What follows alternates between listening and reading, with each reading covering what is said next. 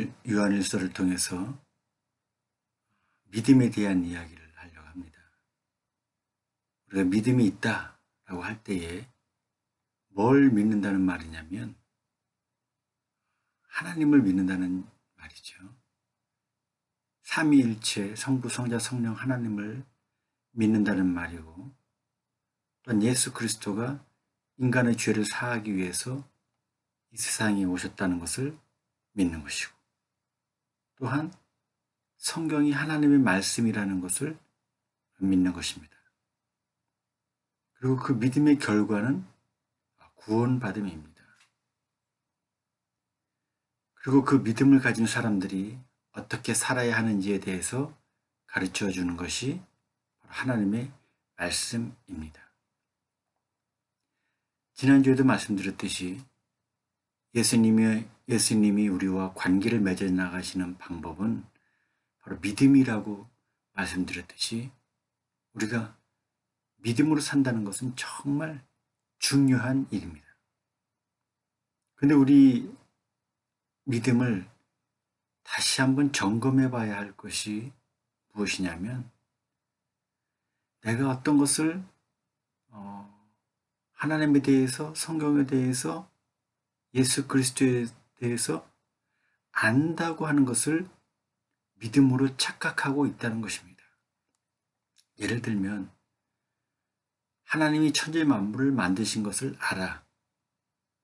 예수님이 십자가 달려 죽으신 것을 알아요. 또한 성경이 하나님의 말씀인 것을 알아.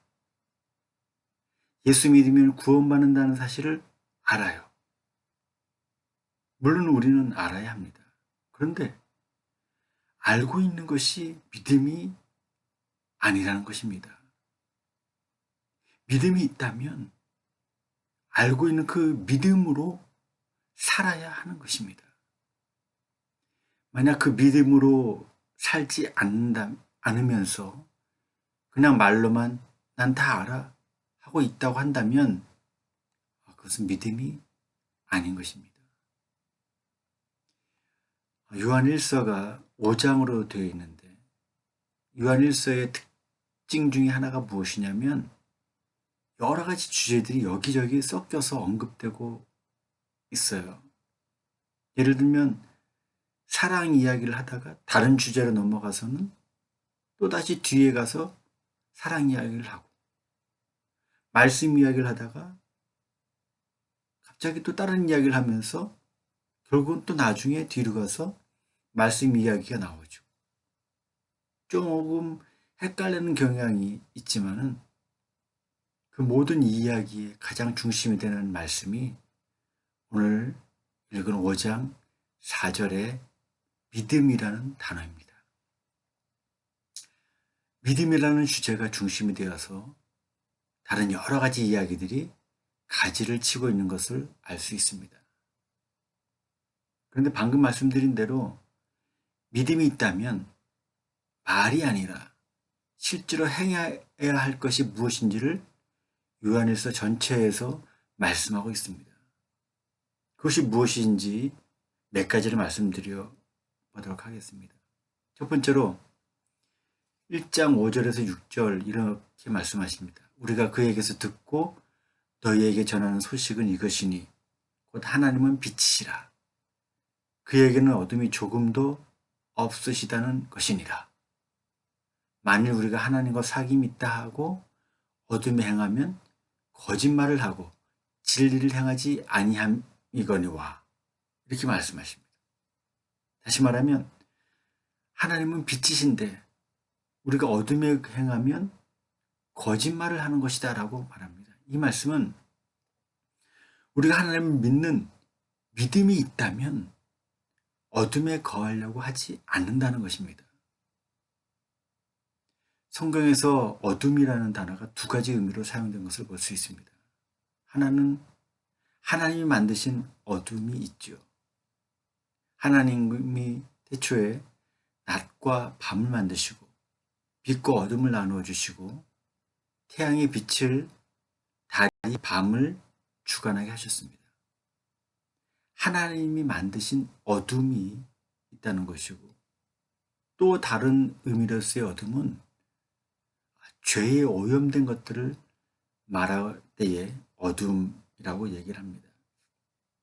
그래서 하나님은 어둠이 없으신 빛이시며 우리는 그 빛을 따르는 사람인데 그 빛을 따르지 아니하고 어둠에 거하고 있다면 하나님을 믿는다는 것이 거짓말이다 라고 말씀하고 있는 것입니다.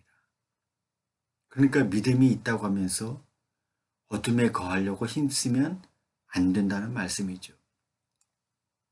두 번째로 1장 9절을 보면 만일 우리가 우리 죄를 자백하면 그는 미쁘시고 의로우사 우리 죄를 사하시며 우리를 모든 불의에서 깨끗하게 하실 것이요 라고 말씀하십니다.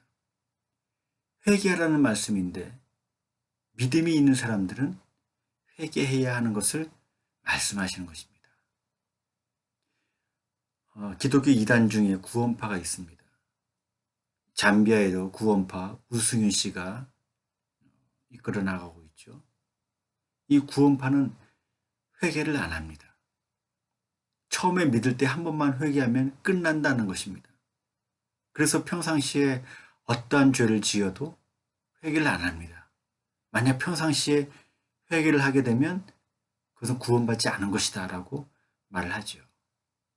그러나 이것은 성경을 또 하나님을 아주 잘못 알고 있는 것입니다. 성경에서 얼마나 많이 믿는 자의 죄에 대한 회개를 이야기하는지 모릅니다. 그리고 그 회개에 대한 용서를 말씀하고 계시죠.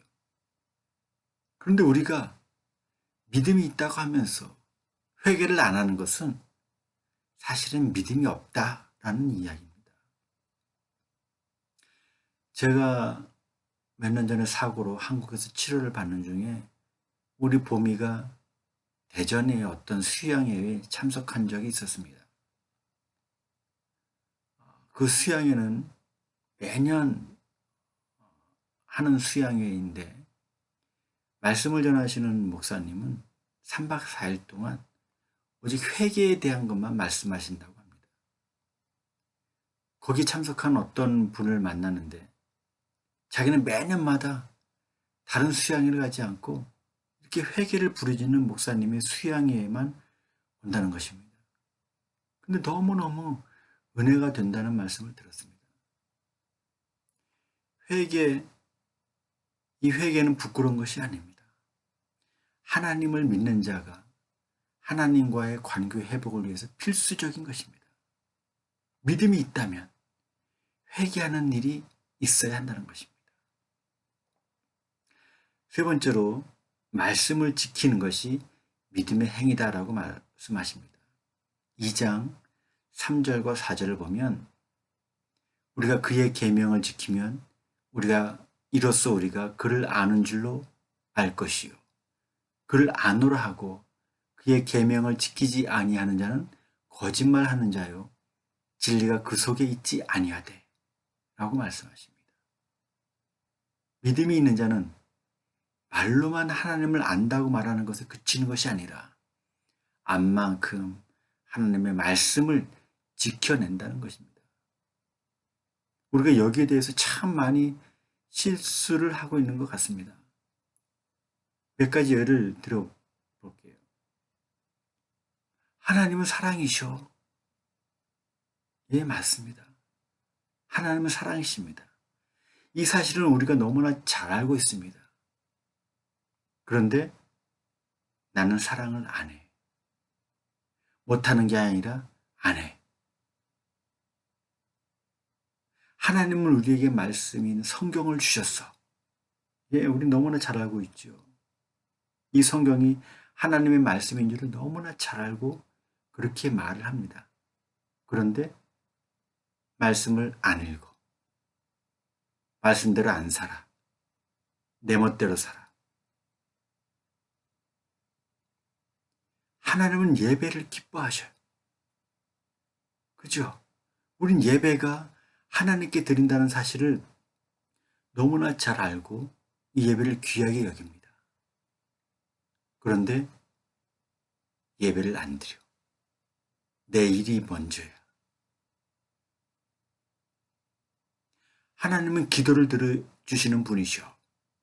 그렇죠? 우리는 이 사실을 너무나 잘 알고 있습니다. 응답하시는 하나님. 그런데 그렇게 알고 있지만 실제로 우리 삶에는 기도를 안 해. 내 생각과 내 뜻대로 살아. 하나님은 사랑이셔. 성경은 하나님의 말씀이야.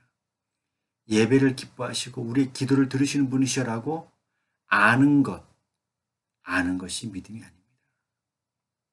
그렇게 알고 있다면 그대로 실천하고 행해야 하는 것이 믿음이라는 것입니다. 오늘 읽은 본문에서 세상을 이기는 승리는 이것이니 우리의 믿음이니라 라고 하셨는데, 여기서 말씀하시는 믿음, 세상을 이기는 승리를 주는 이 믿음은 아는 것을 의미하는 것이 아니라 행하는 믿음을 의미하는 것입니다. 분명히 우리가 행하는 믿음이 될 때에 세상을 이기는 승리가 주어진다는 것입니다. 그런데 문제가 무엇입니까? 한 번도 승리해 보지 못했다는 것입니다. 왜 믿음이 있는데 승리를 못한 것입니까?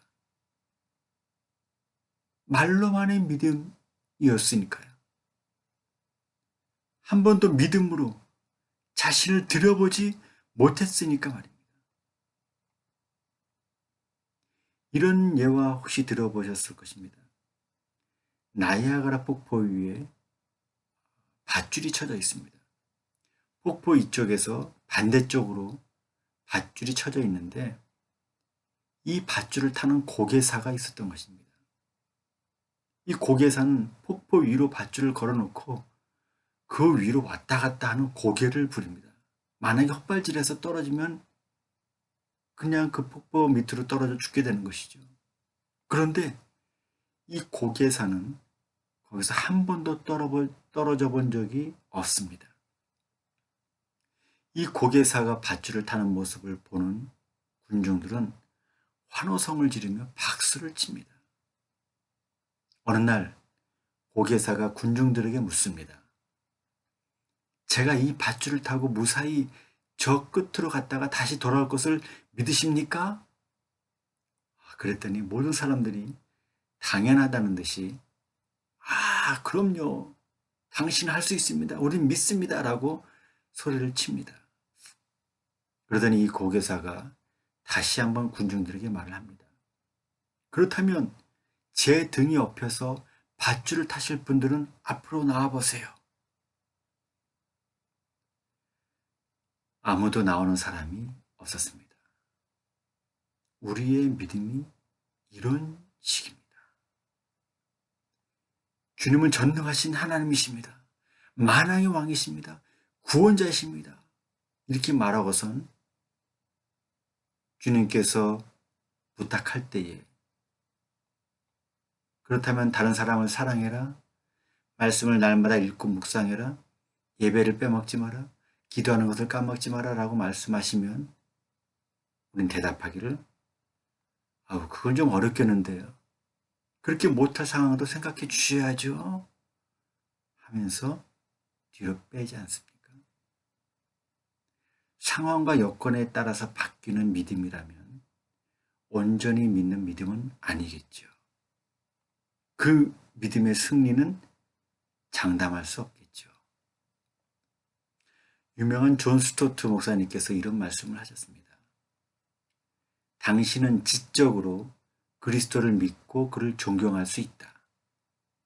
열쇠 구멍을 통해서 그에게 기도들을 들을 수 있고 비밀 유지를 위해 문 밑으로 그에게 동전을 밀어 넣을 수도 있다. 당신은 도덕적이고 예의 바르며 강직하고 선할 수 있다. 당신은 종교적일 수 있다. 세례를 받을 수 있다. 종교 철학의 조예가 깊을 수도 있다.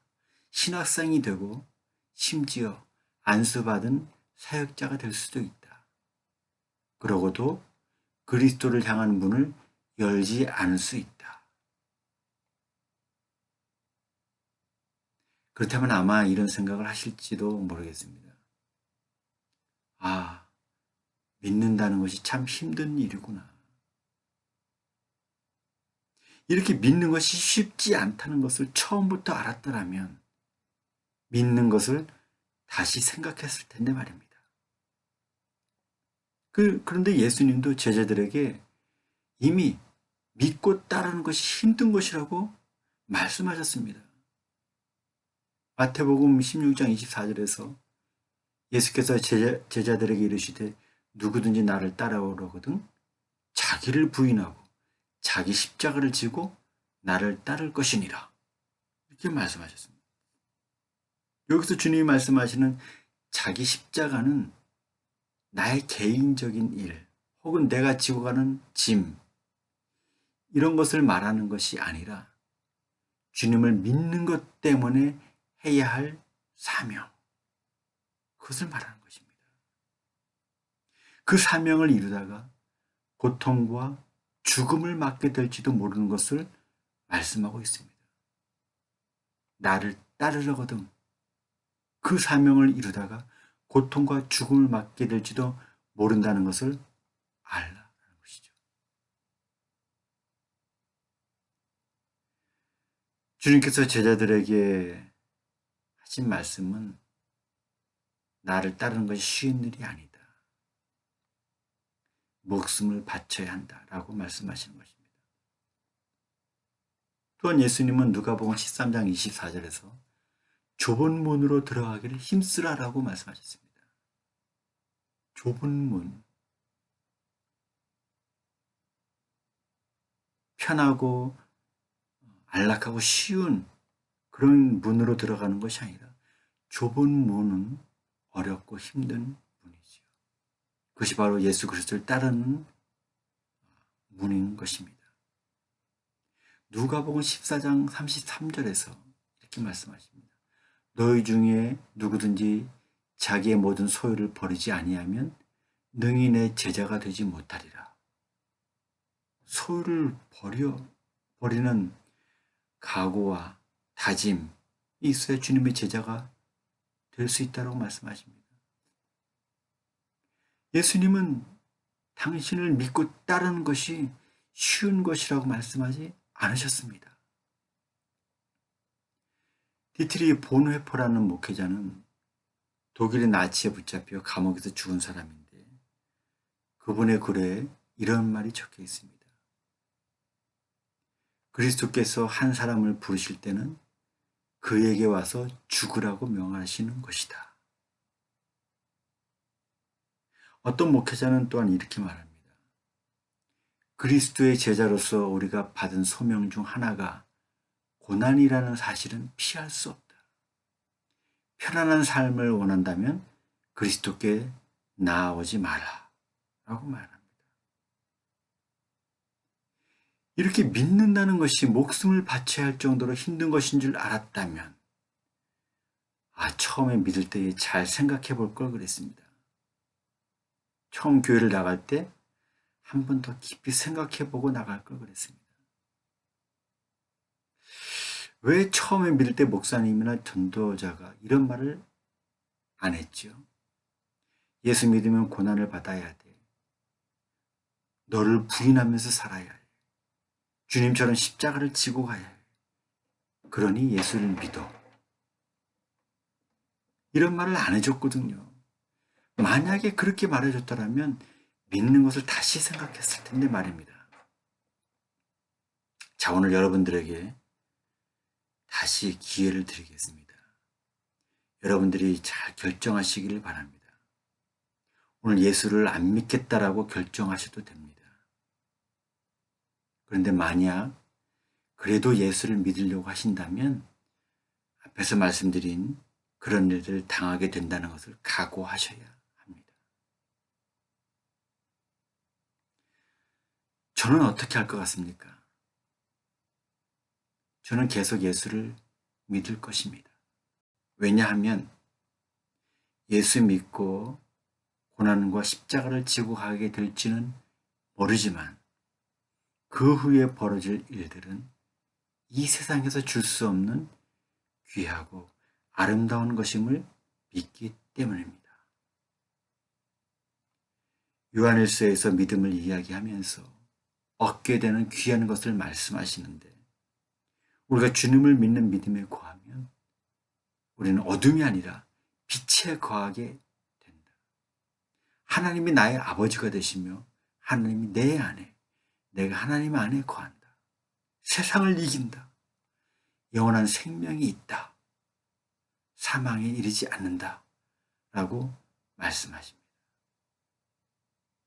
진정 말로만의 믿음이 아니라 믿음이 아는데 그치는 것이 아니라 나의 생명까지도 드려 기어코 승리를 경험하는 저와 우리 모두가 되기를 축원드립니다.